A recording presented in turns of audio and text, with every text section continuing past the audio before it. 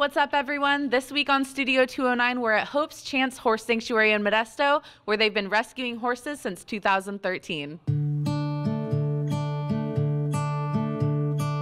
Can you tell us about this beautiful place and when it got started and why? Well, we have been in the horse business ever since we moved here in 1985. We had done showing horses and jumping and all kinds of things. And as I got older and a few injuries and a few body parts started failing, I did less. And my daughter found some horses that were being sent to the slaughter. So we ended up with our first horse named Nana, who was an older quarter horse, and eventually we did a few more. We have young ones that are ready to go do something, and we have older ones who are just spending the rest of their life here. So Sue, this place is called Hope's Chance Sanctuary. Who is Hope? How did this place get its name? Can you explain? Hope was born in 2011. She had a lot of problems. She was born very early and spent the first several months of her life at Stanford University. And when we came to naming this place, it was like, okay, there's a relationship. We give the horses hope, just like, at Stanford University, they gave us hope. Hope actually is 9 years old now, and she is very much a part of the sanctuary and involved with many of the horses. And sometimes she cries when they leave for adoption. Sometimes she is riding them, and she has a great deal of fun. And Hope's your granddaughter, right? Yes, she is. I'm not partial. Can you give me some tips for handling a horse? I've never done it before. I've just taught her to whoa when I say it. Yeah. And I have another pony that's taught me a whole bunch. Yeah? To have leg. Yeah. What does that mean? That you have to hold on when you're riding. How many horses do you have here? We have right now a little under 40. We have gone up to 50 or so, and that's a lot to take care of. This year we've had more adoptions than we have any other year. So I understand that the small animal rescues are experiencing the same thing. So people are starting to have an interest in adopting horses during the pandemic. Is that what it sounds like? It sounds like it, yes. They're they're at home, they're wanting to do something, or else we're getting more visible to the public. In all of your years of doing this, are there any success stories that come to mind? Any horse that left a lasting impact on you? One of the most successful has been one that is now in the sheriff's posse, and he was at the slaughter feedlot sales, and he was kind of at the wrong place at the wrong time. My most favorite, I think, is Charlie. Charlie!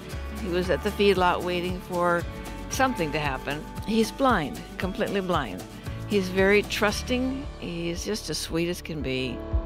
What kind of situations are these horses being rescued from or taken from to come here to the sanctuary? Well, there's a variety.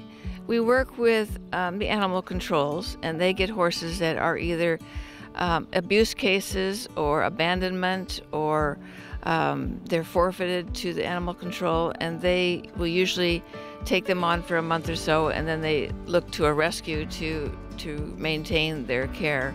And if they're adoptable, we find homes for them. People can come out and we can match them up. How can people at home help you guys operate?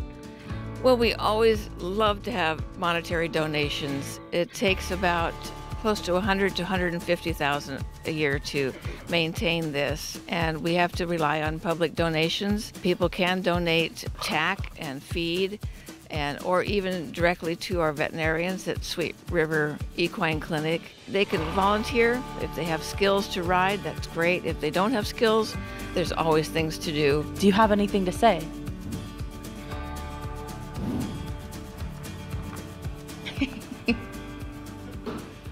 He says thank you. Well, that does it for this week's episode of Studio 209. I had a blast out at Hope's Chance Horse Sanctuary, meeting Charlie, Fallon. There were a bunch of cool horses out there, and it was so nice to see that Sue and her granddaughter and her whole family really are giving them all a home. If you want to help support them, they're having a drive-through dinner fundraiser in March. Check out their Facebook page for more details. Now let's take a look at a word from our sponsor, City of Turlock Municipal Services. Now that winter is approaching and temperatures are falling, it's time for you to think about turning off your irrigation systems. From November 1st to February 28th, watering is limited to just 1 day per week. Even addresses may water on Saturdays and odd addresses may water on Sundays. And remember, watering is prohibited from 9 a.m. to 7 p.m. For more water conservation information, visit the City of Turlock's website at www.cityofturlock.org. All right, guys, you know the drill. If you like this episode and you want to check out more, head over to Studio209.tv and subscribe to our dedicated YouTube channel. Also, be sure to follow us on Twitter, Instagram, and Facebook at 209 Magazine. So for all of us here at Studio 209, I'm Angelina Martin, and we will see you next week.